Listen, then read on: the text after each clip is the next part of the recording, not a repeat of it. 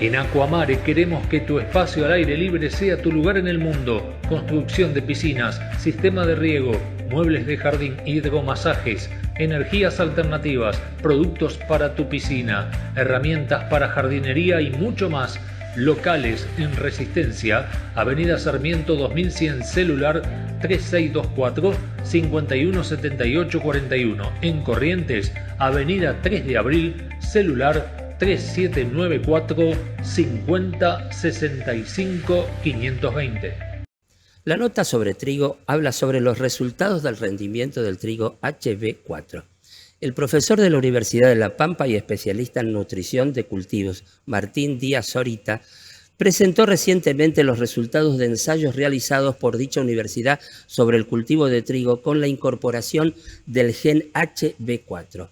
Fueron unas 50.000 hectáreas cosechadas en la campaña 2022-2023 que se sembraron bajo el programa de Identidad Preservada Generación HB4 a cargo de la firma Bioceres. Escuchémoslo al profesor Martín Díaz Zorita. Sí, con estudiantes de la Universidad Nacional de La Pampa, en Santa Rosa, desarrollamos durante dos campañas estudios comparativos en entender cómo forma el rendimiento un cultivo de trigo al introducirse el gen HB4. Eso lo expusimos a distintos niveles de nitrógeno, a distintas estrategias de manejo del agua, porque son cultivos en secano, y los fuimos llevando hacia condiciones de riego. Y los principales resultados que encontramos fueron ligados a mejoras de crecimiento de la incorporación de este gen en todo el ciclo del crecimiento del cultivo, que en términos productivos se pueden resumir en mayor número de granos y también en mayor peso de estos. También, asociado a la mejora en producción promedio, que va a variar en su contribución de acuerdo al estrés hídrico y a otros factores de estrés, lo que también vemos es que la eficiencia o la economía del uso del nitrógeno, principalmente ligada en lo que es la ubicación en la planta, busca preferencialmente incorporarse en el grano, que le permite explicar esa consistencia en lograr mejor crecimiento durante el llenado y que explica en parte peso de granos, pero también el mantenimiento de la calidad harinera. ¿Hace la diferencia que el cultivo esté implantado con siembra directa? Hace la diferencia que el cultivo esté implantado en fecha, en condiciones de captura y eficiencia de uso del agua. La siembra directa en gran parte de nuestro país es una práctica indispensable para limitar las pérdidas, al menos durante el ciclo del cultivo de evaporación. Gran parte de la pérdida del agua que se incorpora en nuestros lotes se pierde por evaporación, es decir, agua que pasa directamente a la atmósfera. Y para que un cultivo sea productivo tiene que transpirar, es decir, que el agua circule por su interior. Al hacer siembra directa, es decir, al manejar un cultivo con cobertura, lo que estamos haciendo es forzando que todo el pasaje del agua desde el suelo hacia la atmósfera sea dentro de la planta, y eso se llama crecimiento. Ustedes saben que la producción de frutilla en la provincia del Chaco año a año se está expandiendo. Producción distribuirá este año 600.000 plantines y ampliará la superficie de siembra en un 20% para poder seguir creciendo en esta producción. Esto está apuntado a fortalecer el convenio que se tiene con la empresa Danone La Serenísima para abastecer de frutilla a la producción de los yogures que realiza esta empresa. Veamos el informe. Frutilla Chaqueña Producción distribuirá 600.000 plantines y ampliará la superficie de siembra en un 20% este año. El gobierno provincial fortalecerá este año el programa de producción de frutilla, ratificando su acompañamiento pleno al sector, tanto con el objetivo de avanzar hacia la industrialización en origen del cultivo.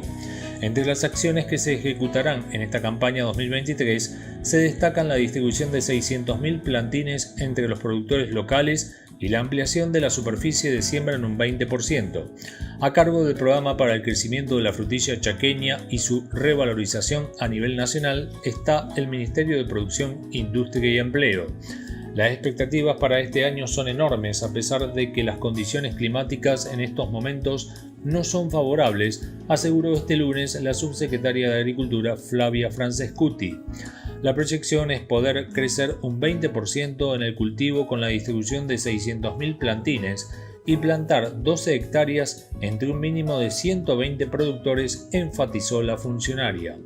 Uno de los grandes objetivos es fortalecer la alianza comercial con la empresa Danone, La Serenísima, a la que se abastece desde la provincia con fruta fresca para la fabricación de yogures que llevan el distintivo de origen chaqueño rotulado en el envase.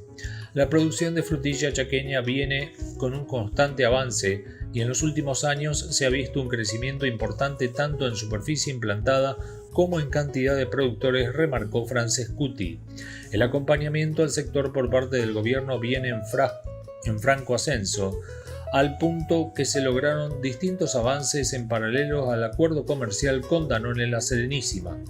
En 2019, por ejemplo, el Ministerio de Producción había asistido a la entrega de 15.000 plantines, cifra que se elevó a 500.000 en 2022 y se incrementará 600.000 a lo largo de este año.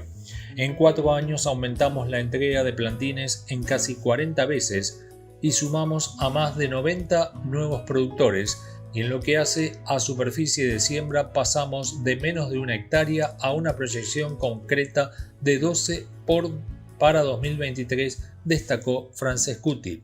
Este esquema está destinado a pequeños y medianos productores de las principales zonas frutilleras, entre ellas Puerto Tirol, Fontana, Colonia Benítez, Macayé, Laguna Blanca, General San Martín y la de Ujis.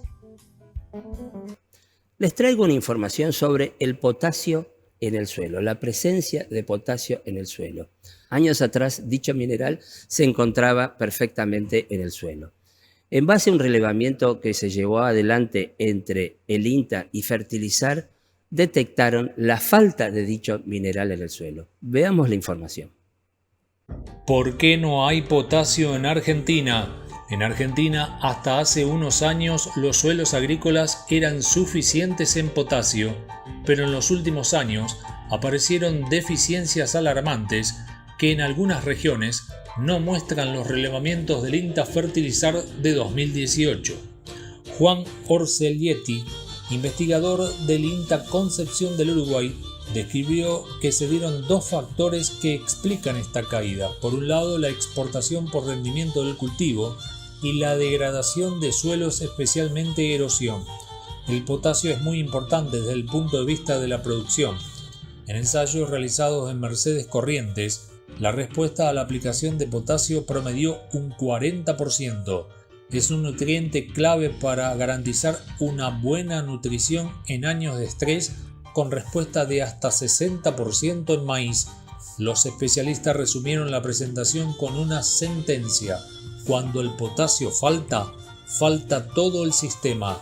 En cuanto a las respuestas conseguidas en los ensayos en Entre Ríos y Sur de Corrientes, se apuntó que en el caso de arroz, la frecuencia de respuesta significativa al agregado de potasio fue de 33%, en el caso de maíz fue de 47%, en soja 23% y de hasta un 50% en trigo.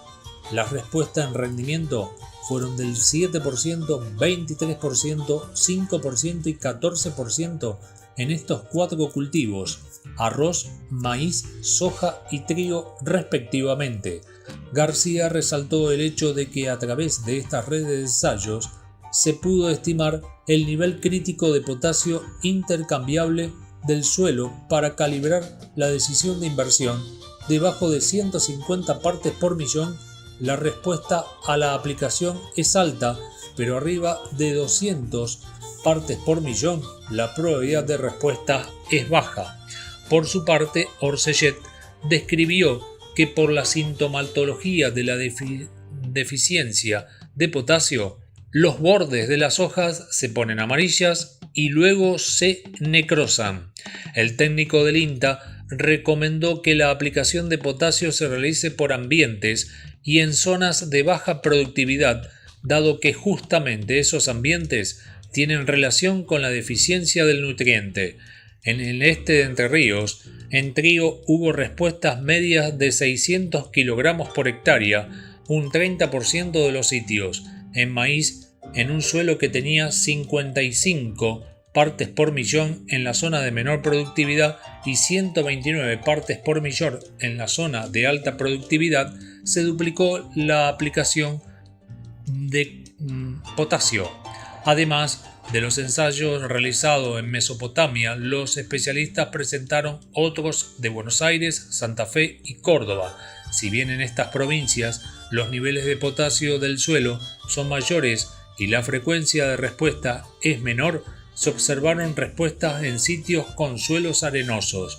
En resumen, las recomendaciones sugeridas para el manejo del potasio fueron: el muestreo y análisis de suelos es esencial para determinar posibles deficiencias, considerando que los suelos de bajos por 200 por millón, partes por millón de potasio intercambiable presentan alta probabilidad de respuesta a la fertilización potásica.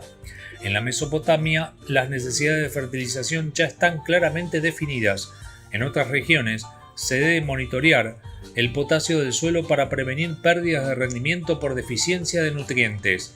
El potasio es clave en condiciones de sequía y con deficiencia, los números para invertir en una fertilización dan la respuesta, pagan el costo del fertilizante y más. Bueno, llegamos al final del programa del día de hoy. Como siempre, voy a anticiparles uno de los temas que vamos a estar viendo en la próxima edición.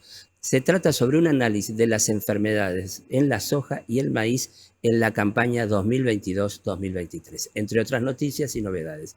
Ahora sí, me despido de ustedes. Les agradezco que nos acompañen todos los días desde muy temprano. Nosotros seguiremos trabajando para traerle toda la información de la provincia, la región y el país. Los invito y los espero en el próximo programa de Amanecer Rural.